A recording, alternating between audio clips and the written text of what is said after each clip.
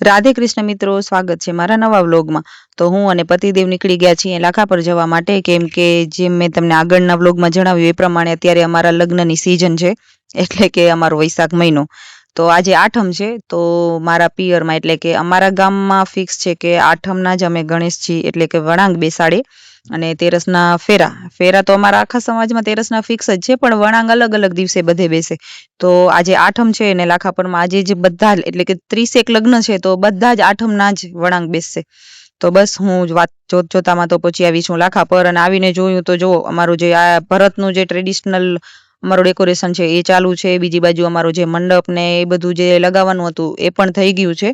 અને અમારે છે ને આ પ્રસંગમાં ખાલી બધા મહિલાઓ જ હોય, અને ફેમિલીના જેટલા દીકરીઓ છે, અમારી ફૂઈઓ છે અને અમારી ભાભીઓ છે, મમ્મી કાકી, આ બધા જ સાથે જે અમારો આખો મહિલા મંડળ હોય ને એ બધા ઘરેથી અમે ગણેશજીને મંદિરે લેવા જાશું।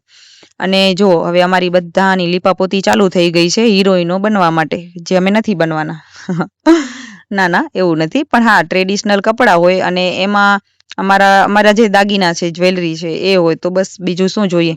તો ભરત પણ અમારો થઈ ગયો, અમારું ડેકોરેશન પણ થઈ ગયું, અને બધા ફેમિલીના મેમ્બર્સ પણ આવવાના ચાલુ થઈ ગયા છે, અને બીજી બાજુ અમારો ફોટોશૂટ પણ ચાલુ થઈ ગયો છે, અને અમે રેડી પણ થઈ ગયા હતા બધા।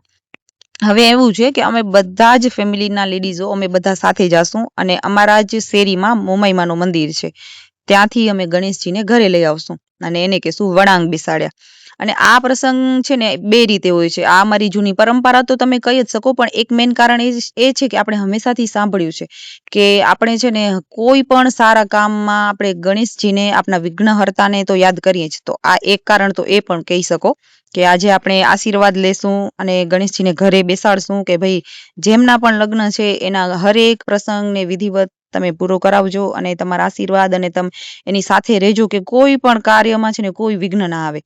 તો બસ, અને અમારે છે ને અલગ અલગ રીતે હરેક ગામમાં ગણેશ લેવાની પરંપરા છે, જેમ કે મારા જ બે ગામ લઈ લો, મારું પિયર અને મારો સાસરિયો। તો પિયરમાં એવું છે કે અમે મંદિરે લેવા જઈએ, અને મારા સાસરિયામાં એટલે કે ગોપાલનગરમાં એવું છે કે અમે સુથાર બાપાના ઘરેથી જ લઈ આવી। તો પહેલા છે ને અમારે કહી દેવાનું હોય જેટલા લગ્ન હોય એ પ્રમાણે સુથારને, ગામમાં જે સુથાર હોય એને, કે આ પ્રમાણે તમે આટલા ગણેશજી બનાવી નાખજો। અને લાખાપરમાં અમે બધા પોતાની નજીકના થતા મંદિરમાં બેસાડાવી, તો એ સુથાર બાપા જઈ અને ત્યાં ગણેશજી મૂકી આવે, એમના ખુદના હાથે બનાવેલા ગણેશજી હોય, અને અમે પછી બધા પોતાના ઘરે જેના પણ ઘરે લગ્ન હોય એના ફેમિલીના મેમ્બર્સ જઈ અને પોતાના ગણેશજી ઘરે લઈ આવે। અને એની ઉલટું છે અમારા ગોપાલનગર, અમે સુથાર બાપાના ઘરેથી જ લઈ આવીએ। તો આવી રીતે બધાની અલગ અલગ રીતિ છે, પણ હા ગણેશજી તો લેવાના હોય જ, અને અમારે વળાંક તો બેસાડવાના જ હોય। અને આમાં પણ પાછું એક એ છે કે આપણે અહીંયાથી છે ને ગણેશજીને કોઈ એક ઉપાડીને ન રાખે, અમારામાં બે એટલે કે 4 હાથે ઉપાડી અને થાળીમાં રાખવા, અને બહુ જ સરખી રીતે અને વિધિવત રીતે ઘરે લઈ જવા, અને પાછા 4 હાથે જ એમને ત્યાં સ્થાપના કરવી। આ પણ એક અમારામાં રિવાજ છે। તો મારી કાકીઓએ અને મમ્મીએ એમ 4 જણાએ વધાવી અને સરખી રીતે વ્યવસ્થિત એમને જે પણ વિધિથી જે પણ કાંઈ પહેરાવાનું હતું એ બધું કરી, અને જો આવી રીતે 4 હાથ એટલે કે બંને બે હાથ, એટલે એવી રીતે 4 હાથ અડાડીને જ ગણેશજીને ઘરે લઈ જવાના, અને પાછા જ્યારે ઘરે પણ એની સ્થાપના કરે ને ત્યારે આ જ રીતે 4 હાથે જ એમની સ્થાપના થવી જોઈએ। અને ફોટોશૂટ તો સાથે ચાલુ હોય જ, કેમ કે કેમેરામેન આવી ગયા હતા। અને હવે છે ને અમે અહીંયાથી ઘરે લઈ જશું ગણેશજીને, અને આ મંદિર ઘણું છેટો નથી, પેલા શેરીમાં વળો ને એટલે મંદિર આવે, અને 2 ઘર મૂકીને અમારું જ ઘર છે, એટલે બસ જલ્દીથી પહોંચી પણ આવ્યા અને પાછા ઘરે પણ જલ્દીથી પહોંચી જવાનું છે। પણ પછી વિચાર્યું કે આજે બધા જ લેડીઝ લોકો આવી રીતે આટલો મોટો પરિવાર ભેગો થયો છે, તો થોડા ફોટોઝ બી તો લેવા જોઈએ ને। અને મેં પહેલા તમને આગળના વિડીયોમાં કીધું ને એ પ્રમાણે મારા એક કાકાના ઘરે દીકરાના લગ્ન છે, અને એક કાકાને ઘરે 2 દીકરીઓના લગ્ન છે, એટલે અમે 2 અલગ અલગ ગણેશજી લીધા છે। ગણેશજી લઈ અને પછી અમે જુઓ અમારા મુંબઈમાંનો નવો જ મંદિર છે, હજી તો વૈશાખ મહિનાના સ્ટાર્ટિંગમાં જ અમારા મંદિરનો પણ સરખી રીતે વ્યવસ્થિત હમણાં નવો જ બનાવવામાં આવ્યો છે। તો મેં વિચાર્યું ચાલો અહીંયા પણ થોડા ફોટોઝ ને વિડીયોઝ બધા ક્લિક કરાવી લઈએ। તો થોડીક વાર અમે બધા જ મહિલા મંડળે સાથે ગ્રુપમાં પછી જેવી રીતે જેને બી ફોટોઝ લેવાના હતા એ લઈ લીધા અને નીકળી ગયા છીએ હવે ઘર તરફ જવા માટે। અને પછી મારે છે ને આમાં બીજું કંઈ અત્યારે તો વધારે કંઈ ખાસ હોય નહીં, આ તો અત્યારે મેઇન પ્રસંગ એટલા માટે હોય કે શરૂઆતમાં સૌથી પહેલો આપણે વિઘ્નહર્તાને યાદ કરી લઈએ ને તો બસ આપણે બધું કાર્ય છે ને એ સફળ થાય। તો અને બીજું અમારું આટલું બધું તૈયાર થવાનું મેઇન બીજું કારણ એ પણ હતું કે અમારે સત્તા પર જવાનું હતું આજે, અમારા જ ફેમિલીમાં અમારા મોટા બેનના ઘરે મારા ભાણેજના લગ્ન છે, તો આજે અમે મામેરો પણ લઈને જવાના હતા. તો વિચાર્યું કે અત્યારે જ રેડી થઈ જઈએ, તો બંને પ્રસંગોમાં આ બંને ટાઈમ અને બધું સચવાઈ રહે, એટલા માટે એટલા રેડી થઈ ગયા હતા. તો હવે બસ જો ઘરે ગણેશજીને લઈ આવ્યા છીએ, અને જેમ મેં પહેલા કીધું એ પ્રમાણે 2 જણાના 4 હાથે જ ગણેશજીની સ્થાપના થાય. તો મમ્મી અને કાકીએ ગણેશજીની સ્થાપના કરી લીધી છે, અને પછી જે અમારા ઘરે પણ ગણેશજી હતા એની પણ સ્થાપના કરી લીધી છે. અને પછી બંને મમ્મી અને કાકી, પછી 2 ભાભી છે, તો આ બધા પણ ગણેશજીને વધાવશે, ગણેશજીને અમારામાં કઈ પૂંખશે.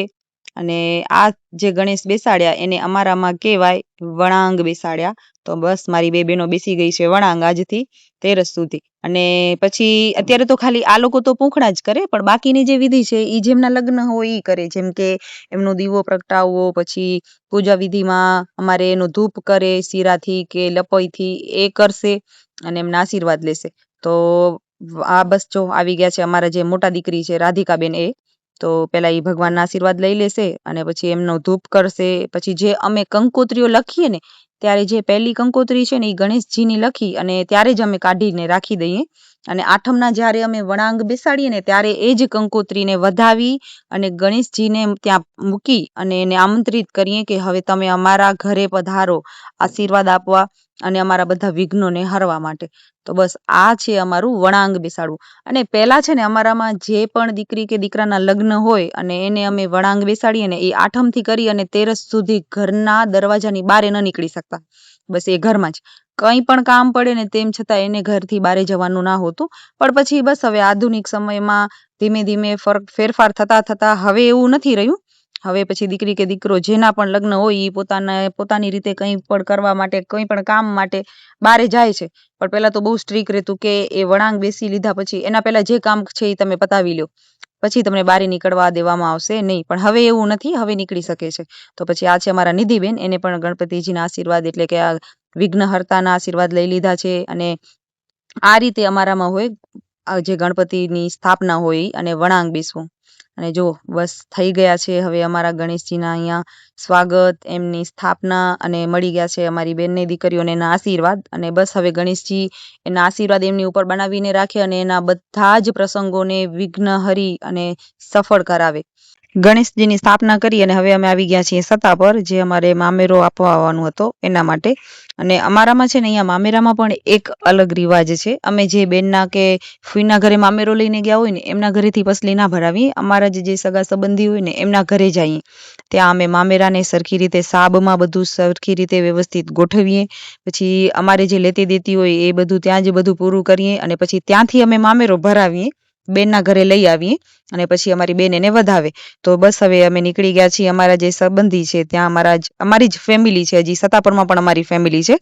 તો થોડાક ઘર ત્યાં હજી અમારા રહે છે. તો અમે એમના ઘરે પહોંચી આવ્યા અને જુઓ બધા સાબ, અમે જે પણ કપડાં છે કે કંઈ પણ જ્વેલરી કે જેને પહોંચ્યું એ પ્રમાણે જે પણ આપ્યું હોય એ બધું આવી રીતે સાબમાં જે નક્કી કરીને ગોઠવે એ અમે કરી લીધું છે. અને પછી જેમ મેં કીધું એમ અમારા રિવાજો પ્રમાણે અમારા જે મામા સાથે જે બીજી બાકીની અમારી જે ફેમિલી ગઈ હોય ને, એ પણ પોતાની રીતે જે લેતી દેતી કરવાની હોય ને, એ પૈસા રકમ અત્યારે જ અહીંયા જ બધા ભેગા કરી લે અને પછી જે મામા પસલી ભરાવાનો હોય ને એમાં જ સાથે મુકાવી દે અને બધા જ મામાઓ તરફથી એ પસલી ભરી કહેવાય. તો બસ હવે એ પૈસા બધાએ ઉઘડાવી લીધા અને ત્યાં સુધીમાં જે અમને ઠંડુ કે જે ચા આપવાની હતી એ પણ અપાયું. અને બસ જો આ બધું રેડી થઈ ગયું છે અને અમે ભાણેજની વાટ જોતા હતા. ભાણેજ આવી જશે એટલે અમે અમારી જે પસલી ભરાવાની જે રીત છે એ ચાલુ કરી દઈશું.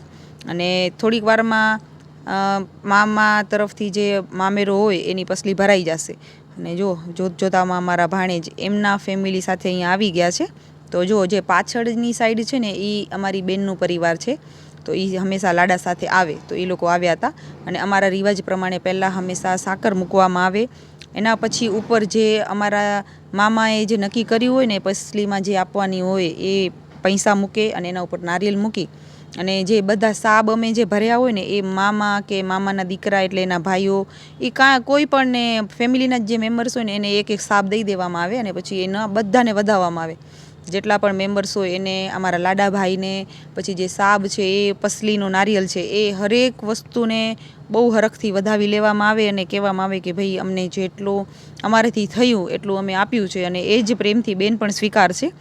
તો આ છે અમારા જે વધાવે છે એ લાડાના મામી અને એ બધાને નારિયેળથી લઈ અને જેટલા સાબ છે એને વારાફરતી બધાને વધાવી લેશે.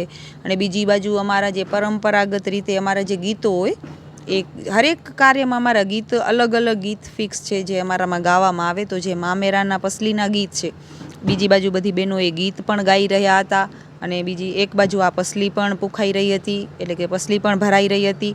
આ જો આ બધા જ આ સાઈડના છે એ મામેરાની સાઈડના, ઓલી સાઈડ છે એ અમારી બેનના ઘરના, એટલે કે એની ફેમિલીની સાઈડના જે પસલી ભરાવા આવ્યા છે. તો આવી રીતે પરંપરાગત, અને આ અમારું બધું જૂનું, બહુ જૂનું પરંપરાઓ છે જેને આજે પણ અમે જાળવી રાખી છે અને એનું અમને ગર્વ પણ છે કે અમે આ બધું અત્યારે પણ કરીએ છીએ. અને જો વારાફરતી પહેલાં લાડાથી શરૂઆત થશે અને બધાને મામી વધાવી લેશે. અને એના પછી જે બધા ફેમિલીના મેમ્બર્સ અમે ગયા હોઈએ એમાં અમારી જે કાકીઓ અને ભાભીઓ હોય એ બધા પણ વારાફરતી બધાને વધાવી લે. અને જો હવે વધાવી અને હવે નીકળી ગયા છીએ અમે અમારી બેનના ઘર તરફ જવા માટે. અને હા, અમે આ બધા આવી જ રીતે હાલીને જાશું, આવી જ રીતે ગામની વચ્ચેથી ગીત ગાતા ગાતા અમારી બેનના ઘર સુધી જાશું. અને પછી જો હવે અમારી બેન જેવી રીતે મામીએ બધું વધાવ્યું એ જ રીતે સેમ હવે અમારી જે બેન છે, એટલે કે અમારા લાડાની મમ્મી છે, એ પણ બધું હરેકથી એને વધાવી અને સ્વીકારશે બહુ પ્રેમથી. અને આ અમારે બધાના ઘરે આ પરંપરાઓ તો હોય જ. અને અમારે છે ને આવી જ રીતે મામેરો ભરવામાં આવે અને આવી જ રીતે મામેરો કરવામાં આવે. એમાં બધા ફેમિલીના કપડાં ને આ બધું આવી જાય. અને બસ પછી રાતનું જમવાનું પણ તૈયાર થઈ ગયો હતો અને અમને જમવા પણ બેસાડી દીધા. અમે જે પહેલાં મામેરો લઈને ગયા હોય એમને પહેલાં જમવા બેસાડ્યા, ને પછી એમના જે ત્યાંના જે એમના પોતાના વાળા ઢારાવાળા હતા એ પણ જમવા આવી ગયા હતા. અને કંઈક આવી રીતે હતું આજનો અમારો આખો પ્રસંગ. ગણેશજીને લેવાથી લઈ અને અમારા મામેરાની પરંપરાગત જે રીતો છે એ. બસ તો હવે અમે રજા લીધી અને નીકળી ગયા છીએ ઘર તરફ જવા માટે. તો કેવો લાગ્યો તમને મારો વ્લોગ એ જરૂર જણાવજો. જય શ્રી કૃષ્ણ બધાને.